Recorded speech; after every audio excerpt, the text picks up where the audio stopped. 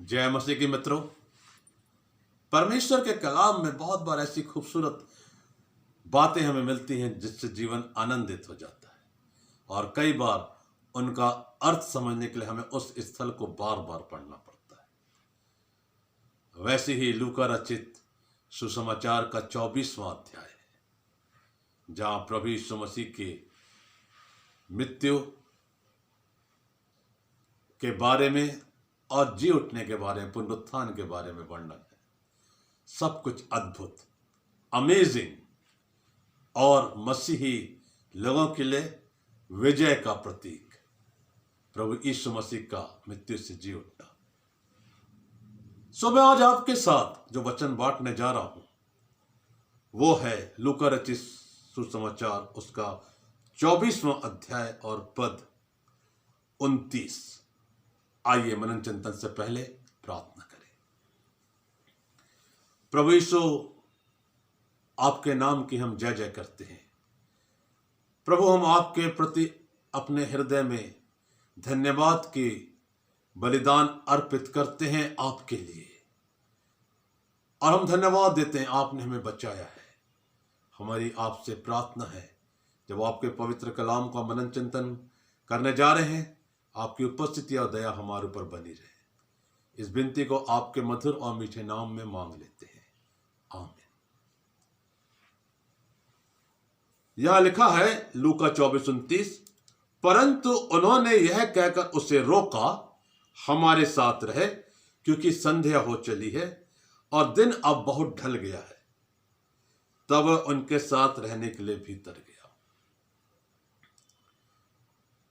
इसके पहले कि मैं आपके साथ इस पद से संबंधित जो परमेश्वर ने कलाम मुझे दिया है बांटूं, हमें संक्षिप्त में समझना होगा कि ये घटना वो है कि इम्माउस के रास्ते में दो जन प्रभु यीशु मसीह की मृत्यु के बारे में बातचीत करने जा रहे हैं, और प्रभु यीशु मसीह उनके साथ हो लेते हैं, और वो प्रभु यीशु मसीह को पहचान नहीं पाते, क्योंकि लिखा है कि उनकी आंखें ऐसी बंद कर दी गई थी कि उन्होंने नहीं पहचाना। विश्वास की कमी हो या जो भी उनके कारण हो, लेकिन उन्होंने प्रभु यीशु मसीह को उस समय नहीं पहचाना, और प्रभु उनकी बातों को सुन रहे हैं।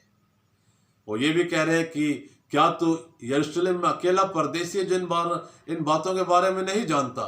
फिर शिष्यों से लेकर स्त्रियों ने जो जो घटनाओं में प्रभु के जी उठने का वर्णन किया, वो सारी बातें प्रभु यीशु मसीह से शेयर कर रहे हैं। और फिर 28वें पद में ऐसा बताया गया कि प्रभु आगे जाने की कोशिश कर रहे हैं, फिर वो उनको रोक लेते हैं। ये जो घटना है कि उन दो लोगों के साथ प्रभु ने बातें की और फिर वो उनके साथ रुक जाते हैं, मैं आपके साथ आज बांटने जा रहा हूं। सबसे पहली बात, उन्होंने यह कहकर उससे रोका, हमारे साथ रहे, बीइंग विद जीसस। और आज यही विषय मैं आपके साथ बांटने जा रहा हूं कि हम में से कितने लोग ये चाहते हैं कि प्रभु यीशु मसीह हमारे घरों में आकर रहे, हमारे जीवन में सदा रहे। क्या ये दृढ़ इच्छा शक्ति हमारी रहती है? क्या हम प्रभु यीशु मसीह से रोज प्रार्थना करते हैं कि प्रभु आप हमारे साथ रहिए, हमारा मार्गदर्शन कीजिए? या हम इस संसार की अभिलाषाओं में फंसकर और खिंचकर अपनी इच्छा पर, अपने मार्ग पर चले जा रहे हैं, और हमें प्रभु यीशु मसीह की जरूरत महसूस नहीं होती, जो कि हमारे जीवन के लिए अच्छा नहीं है। उन लोगों ने चाहे परदेशी समझकर या उस समय जबकि उनकी आत्मिक आंखें बंद थी, नहीं पहचाना प्रभु यीशु मसीह को, उन्होंने बड़े आदर के साथ उन्हें रोका और कहा, हमारे साथ रहे। आज ये पहली बात मैं आपके साथ बांटना चाहता हूं कि प्रकाशित वाक्य और 3, 20 और 21 में बहुत सुंदर वर्णन है, और जो बात इस प्रकार शुरू होती है कि देख मैं द्वार पर खड़ा हुआ खटखटाता हूं, जो कोई मेरा शब्द सुनकर द्वार खोलेगा, मैं भीतर प्रवेश करूंगा और उसके साथ भोजन करूंगा। Fellowship with Jesus, communion with Jesus. और प्रभु यीशु मसीह ये मौका मुझे और आपको रोज दिया करते हैं, हमारे परिवारों में दिया करते हैं कि हमारा और हमारे घराने का प्रभु यीशु मसीह के साथ संबंध बना रहे, रिलेशनशिप बनी रहे। क्या हम गंभीरता के साथ रोज प्रयास करते हैं? आज बहुत से घर इसलिए टूट रहे हैं, बिखर रहे हैं कि उनके घरों में प्रभु यीशु मसीह के लिए शायद जगह नहीं है। वो प्रभु यीशु मसीह को अपने घर में निवास करने नहीं दे रहे। प्रभु यीशु मसीह रहना चाहते हैं, लेकिन वो अपने सांसारिक जीवन में रहकर प्रभु यीशु मसीह को महत्व नहीं दे रहे हैं और प्रभु यीशु मसीह वहां नहीं रह पाते हैं। एक बालक मन ये बात कहता है कि अगर प्रभु यीशु मसीह हमारे घर में आए तो वो हमारे पिता हैं, सब कुछ वो हमें देंगे। क्या हम अपने बुद्धि और विवेक से प्रभु यीशु मसीह को अपने जीवन में, घरों में रहने के लिए आमंत्रण दे रहे हैं, प्रार्थना कर रहे हैं, निवेदन कर रहे हैं? इन्होंने एक अच्छी बात कही कि उन्होंने प्रभु को जाने से रोका। बहुत से लोगों के जीवन से कई बार उनके जीवन की गलतियों के कारण प्रभु निकल जाते हैं।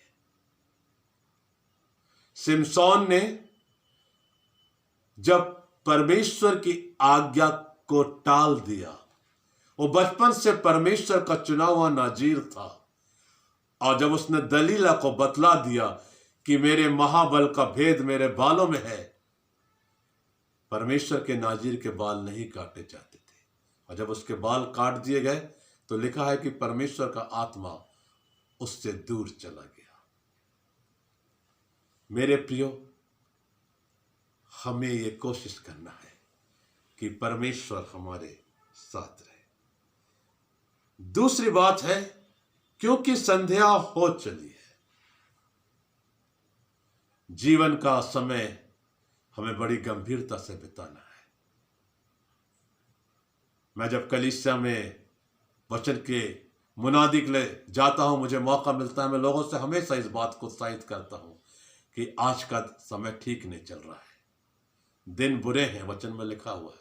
अवसर को बहुमूल्य समझना है, और इसलिए कितने घरों में पारिवारिक प्रार्थनाएं होती हैं, कितने लोग संध्या के समय एक साथ परिवार के लोग मिल बैठकर प्रार्थना में समय बिताते हैं, वचन को सीखने में समय बिताते हैं, या अपने मोबाइल्स में लगे रहते हैं, या टेलीविजन देखते रहते हैं संसार की खबरों को।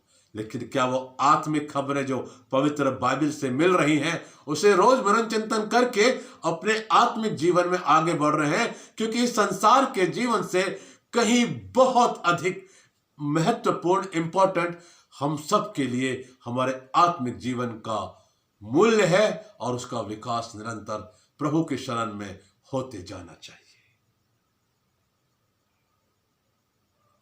जब आदमी सुबह चलना शुरू करता है तो शाम भी आती है, और यूहन्ना 11 में प्रभु ने कहा है कि दिन ही दिन में काम कर लो, क्योंकि वो रात आने वाली है कि तुम काम नहीं कर पाओगे।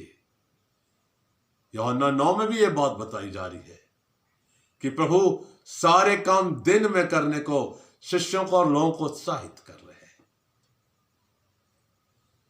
संध्या काल का एक अर्थ यह भी है कि ऐसा ना हो कि थकान का समय आ जाए, शरीर में शक्ति ना रहे, और जो सुसमाचार प्रचार करना है, जो हमें जिम्मेदारी दी गई है, वो हम ना कर पाए, या हमें जिंदगी में जो जिम्मेदारियां दी गई हैं, अपनी नौकरी के लिए, व्यवसाय में, स्टूडेंट्स को अच्छा अध्ययन करने के लिए, ऐसा ना हो कि वो समय निकल जाए और वह समय आ जाए कि हमें फिर मौका ना मिलने पाए। संध्या हो चली है। काश संध्या काल का समय भी प्रभु की शरण में बीते, प्रभु के वचन को सीखने में बीते। उम्र का कोई भी दौर हो, वो प्रभु यीशु की शरण में बीते, वो हमारे लिए आशीष का कारण होगा। तीसरी बात, अब दिन बहुत ढल गया है। यह मुहावरा संध्या हो चली है और दिन बहुत ढल गया है, यह वचन की ओर ताकीद कर रहा है। और सभोपदेशक की पुस्तक में लिखा है कि जीवन का हर एक समय मूल्यवान है, पत्थर फेंकने का और बटोरने का समय है। गले मिलने का भी समय है और मिलकर अलग होने का भी समय है। सारी बातें पृथ्वी पर निश्चित है और इसलिए मुझे और आपको प्रभु जब बार बार मौका दे रहे हैं जिंदगी में कि हम उसकी शरण में आ जाएं, उसकी संगति में रहें, उसकी संगति में निरंतर बढ़ते जाएं, उस मौके को हमें नहीं खोना है। उन दोनों लोगों ने जो एम्माउस के रास्ते प्रभु यीशु मसीह से मिले थे, उन्होंने एक बहुत अच्छा काम किया है। यद्यपि उन्होंने उनको पहचान नहीं पाए, लेकिन वो एक बात तो समझ गए कि हमें इनको रोकना चाहिए। कुछ तो ऐसी खास बात है इस व्यक्तित्व में कि हमें शायद कुछ मिल जाएगा। और उनके अनुरोध पर प्रभु यीशु मसीह उनके साथ भीतर गए। यदि हम भी प्रार्थना करेंगे, हमारे जीवन में प्रभु यीशु मसीह आएंगे। लिखा है, जब वो उनके साथ भोजन करने बैठे और जैसी उन्होंने रोटी लेकर धन्यवाद दिया और उसे तोड़कर उनको देने लगे, तब उनकी आंखें खुल गईं और उन्होंने उसे पहचान लिया। आज हम में से कितने लोग प्रभु यीशु मसीह को पहचानते हैं? बहुत बार संसार की अभिलाषाएं हमें यीशु को देखने से रोक देती है, हमारी आंखें बंद कर देती है। बहुत दुख की बात है जीजो, संसार के जो अंधकार का साम्राज्य है, जिसका सरदार शैतान है, वो हमारी आंखों में बहुत बार ऐसी पट्टी बांध देता है, पर्दा डाल देता है कि हमारी आंखें स्वर्गीय राज्य को नहीं देख पा रही हैं, उस खजाने को नहीं देख पा रही है जो परमेश्वर ने अपने चुने हुए लोगों के लिए रखा है। उन बातों को समझ नहीं पा रही है जो प्रभु यीशु मसीह हमें समझाना चाहते हैं। ये सब तब होगा जब हम प्रभु यीशु मसीह को अपने जीवन में आने के लिए आमंत्रित करेंगे, अनुरोध करेंगे, प्रार्थना करेंगे। प्रभु जी, हम चाहते हैं कि आप जीवन के हर एक क्षण हमारे साथ रहिए। कितनी खूबसूरत बात है। अगर उन्होंने प्रभु यीशु मसीह को नहीं रोका होता तो प्रभु यीशु मसीह को अपने सामने साक्षात देखने का मौका उनके हाथ से निकल जाता। उन्होंने उस मौके को नहीं गंवाया। हम में से बहुत से लोग शायद गंवा देते। आज भी प्रभु यीशु मसीह जो कल आज और युगानुग एक सा परमेश्वर है, वो हमसे मिलना चाहते हैं, हमें दर्शन देना चाहते हैं, अपनी उपस्थिति का एहसास कराना चाहते हैं।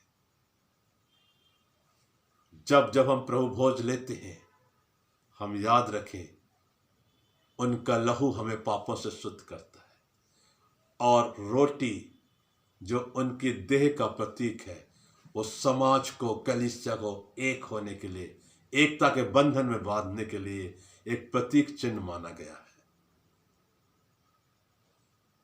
आज वचन की ये जो नई बात मुझे मिली, मुझे बहुत आनंदित कर गई कि ये दोनों व्यक्ति जिनमें से एक का नाम क्लियोपास है, उन दोनों ने प्रभु मसीह को रोका और कहा कि संध्या हो चली है, दिन बहुत ढल गया है, हमारे साथ रहे, हमारे साथ रहे, हमारे साथ रहे। आइए प्रार्थना करें कि प्रभु यीशु मसीह हमारे साथ रहे। यदि आप भजन संहिता में दाऊद की प्रार्थनाओं को पढ़ेंगे, गीतों को सुनेंगे, तो हजारों बार इस बात के लिए लिखता है, प्रार्थना करता है कि परमेश्वर पिता, तू मेरे साथ रहे, तू मेरे उद्धार की चट्टान है, मैं तेरा साथ चाहता हूं, तेरी अगुवाई चाहता हूं। अय्यूब गिड़गिड़ा कर प्रार्थना कर रहा है कि परमेश्वर पिता, तेरा अनुग्रह मेरे साथ बना रहे। मूसा ये प्रार्थना कर रहा है, और प्रभु तो हमेशा प्रार्थना करते थे। आइए अपनी आंखें बंद करें, हम प्रार्थना करें। प्रभु यीशु, हम आपको धन्यवाद देते हैं कि आप हर एक पल हमें आशीष देते हैं। जो कुछ हमने वचन से सीखा है, होने दीजिए प्रभु। हम आपसे निवेदन करते हैं, हम में से हर एक के जीवन में, घराने में, कलीसिया में, परिवार में, ओ प्रभु, आपकी उपस्थिति बनी रहे। जो कुछ हमने वचन से सीखा है वो सबके लिए आशीष का कारण बने। प्रभु यीशु आपके मधुर और मीठे नाम में दुआ मांगते, आमीन। प्रभु आप में से हर एक को आशीष दे, आमीन।